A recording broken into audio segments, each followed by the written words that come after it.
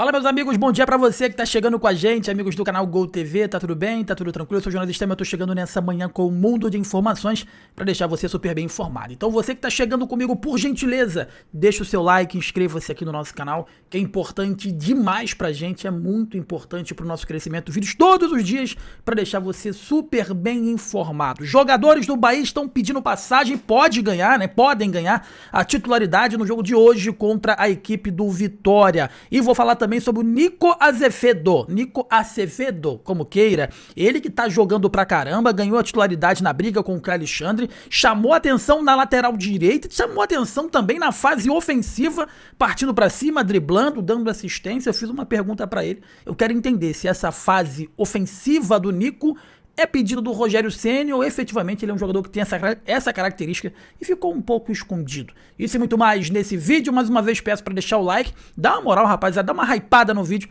para que nós possamos chegar a muito mais pessoas, tá bom? Dito isto, solta a vinheta aí, diretor.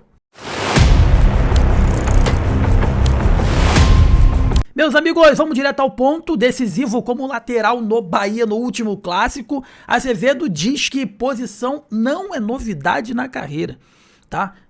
Tinha o Arias, né? Enfim, o Gilberto, aí trouxeram o Roman que tava meio perdido, que nem segue de sorteio. Achei que o Roman iria até ser expulso nessa partida.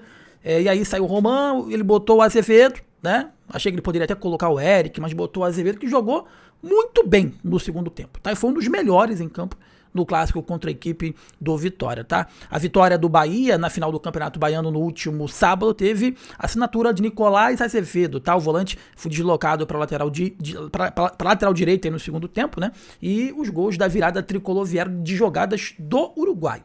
Ele foi escolhido para conceder entrevista coletiva, né, na última terça-feira, mais conhecida como ontem, e ele lembrou que a posição não é uma novidade na sua carreira. Abre aspas para ele, ó.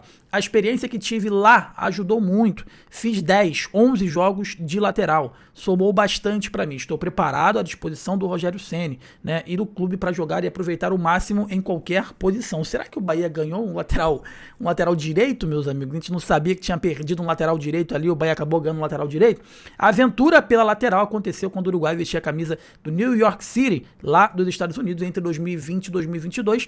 Essa versatilidade, né, pode ajudá-la a realizar o sonho de jogar uma Copa do Mundo. Apesar de passagens por categoria de base, o volante nunca defendeu a seleção principal e corre atrás da meta 3 meses do início da Copa. Ó, sim, sempre tive esse sonho de chegar à seleção e jogar uma Copa do Mundo. Trabalho para ajudar o Bahia e para hoje ou amanhã, se chegar à seleção, será um grande sonho, tá? O Bahia enfrenta o Vitória nesse Bavi 507, válido pela 5ª rodada do Campeonato Brasileiro nessa quarta-feira.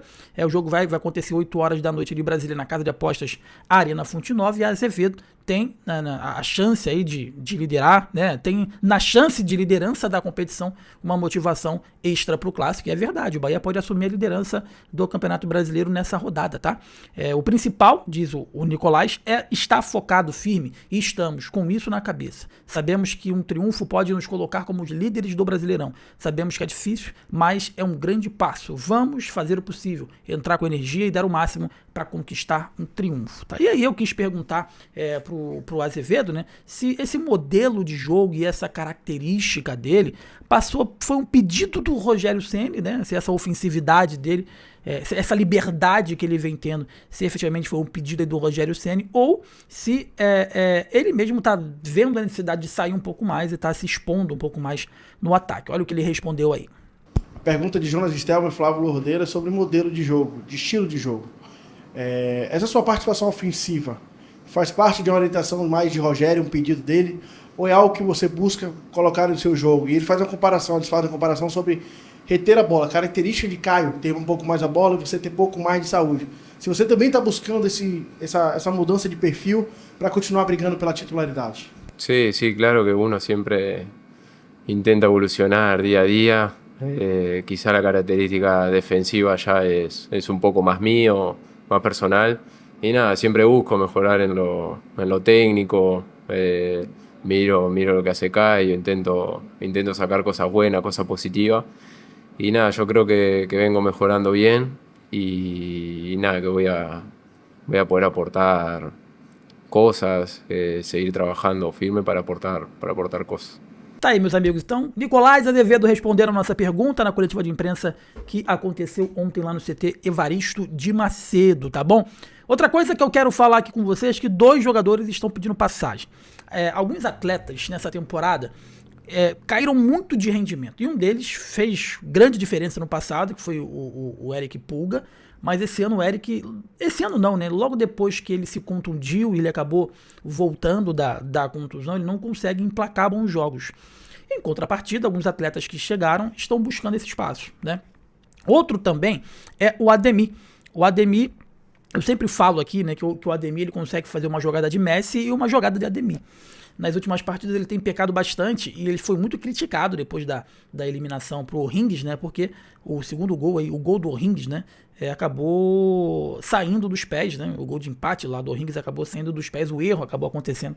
Uma bola perdida do Ademir, que ele tentou dar um drible totalmente desnecessário ali na volância do Bahia, né? Enfim. E acabou perdendo, prejudicando o time. E aí parece que ele entrou numa maré aí que ele não consegue voltar mais a praticar um bom futebol. Em contrapartida, pelo lado direito, o Kiko Oliveira, todas as vezes que o Kiko Oliveira ele tem entrado, ele tem demonstrado um bom futebol, tem chamado a atenção do Rogério Ceni, tem treinado bastante. É um jogador que passou pelos Estados Unidos, foi bem, mas teve alguns problemas. Chegou no Grêmio, teve problemas também, não conseguiu ter uma sequência. E vem emprestado aí pro Bahia. E sim, meus amigos, já tá falando, porra, Jornal, mas tu criticou essa contratação. Critiquei. Porque a gente precisa criticar e analisar pelo histórico. E o histórico dele era um histórico problemático. Só que eu preciso também trazer para vocês a veracidade dos fatos. E a veracidade, as informações que eu tenho referente ao Kiko Oliveira, é que ele está treinando muito bem e que ele está prestes a ganhar a titularidade do Ademir. Tá? E o Ademir há muito tempo que está capengando já na posição. Muito por isso. Por viver de... como eu posso dizer? Por viver de espasmos de bons lances, né? Ele faz um lance espetacular e no outro lance ele faz uma lambança exorbitante.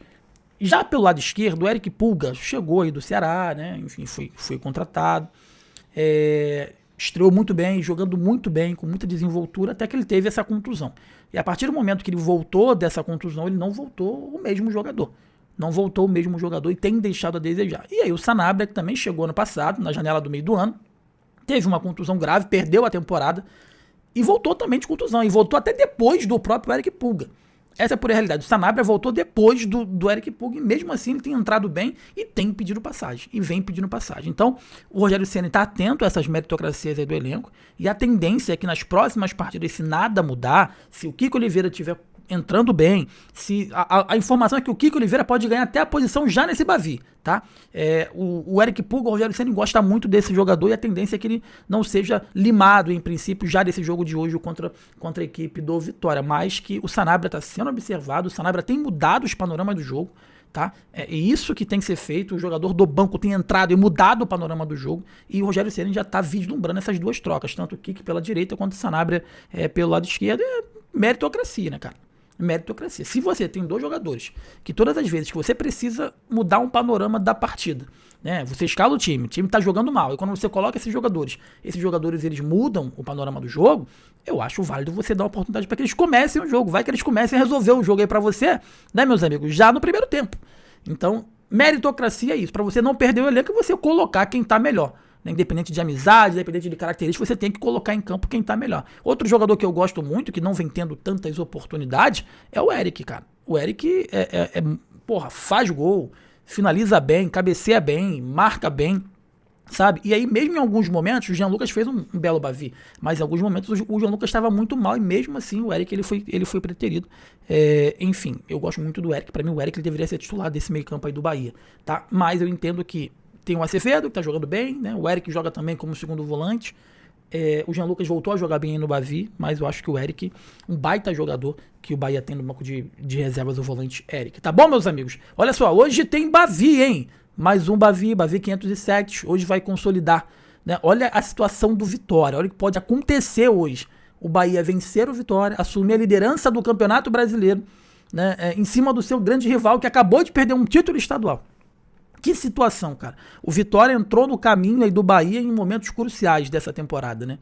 E agora, repito, o Bahia pode, depois de muitos anos, tornar-se líder do Campeonato Brasileiro justamente contra o seu maior rival que acabou de perder um título estadual nas penalidades, não, né? Foi nas penalidades, né? Foi nas penalidades. Enfim.